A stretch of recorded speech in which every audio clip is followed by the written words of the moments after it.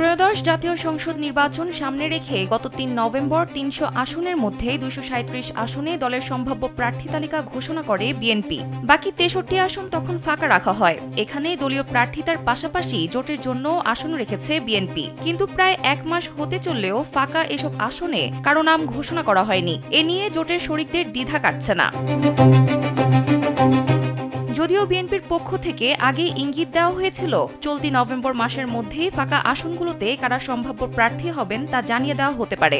এমন অবস্থায় জোটের শরিকরা বিএনপির দিকে তাকিয়ে রয়েছে। তারা প্রত্যাশিত আসনে গণসংযোগ চালিয়ে গেলেও বিএনপির তরফ থেকে এখন পর্যন্ত কোনো কিছু নিশ্চিত না করায় এক ধরনের উদ্বেগ উৎকণ্ঠার মধ্যে রয়েছেন মিত্ররা। Japan Bangladesh joint venture company JBS holdings limited. এতে করে জোট শরিকরা পূর্ণ উদ্যমে নির্বাচনের প্রস্তুতি নিতে পারছে না। পাশাপাশি প্রতিটি আসনে বিএনপির মনোনয়ন প্রত্যাশী নেতারাও সক্রিয় রয়েছেন। তারাও ক্যাম্পেইন করছেন। ফলে এসব আসনে দলীয় না জোট থেকে প্রার্থী করা হবে তা নিয়ে তৃণমূলের নেতাকর্মীরা দ্বিধাদ্বন্দ্বের মধ্যে রয়েছেন।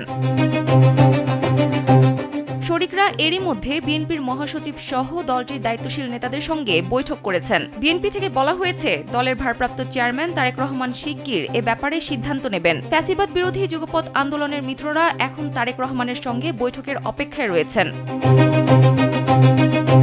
বিএনপি সূত্রে জানা গেছে শিগগির এ বৈঠক অনুষ্ঠিত হতে পারে। এরপর শরিকরা কে কোন আসন থেকে নির্বাচন করবেন বিএনপির পক্ষ থেকে দ্রুত সময়ের মধ্যে তা আনুষ্ঠানিকভাবে জানিয়ে দেওয়া হবে। তবে এবার আসন বন্টন নিয়ে ভিন্ন চিন্তা রয়েছে বিএনপির। এক্ষেত্রে মিত্রদের আসন বন্টন সীমিত করে তাদের সংসদের উচ্চকক্ষ কিংবা ক্ষমতায় গেলে অন্যভাবে মূল্যায়ন করা হতে পারে।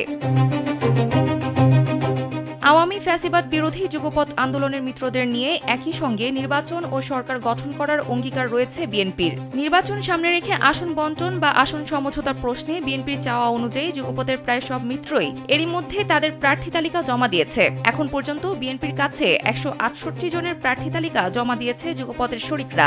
তবে তালিকা জমা নেওয়ার পর শরিকদের কারো সঙ্গে এখনো আনুষ্ঠানিকভাবে বসেনি বিএনপি। সানজিদা ইসলাম, কালবেলা।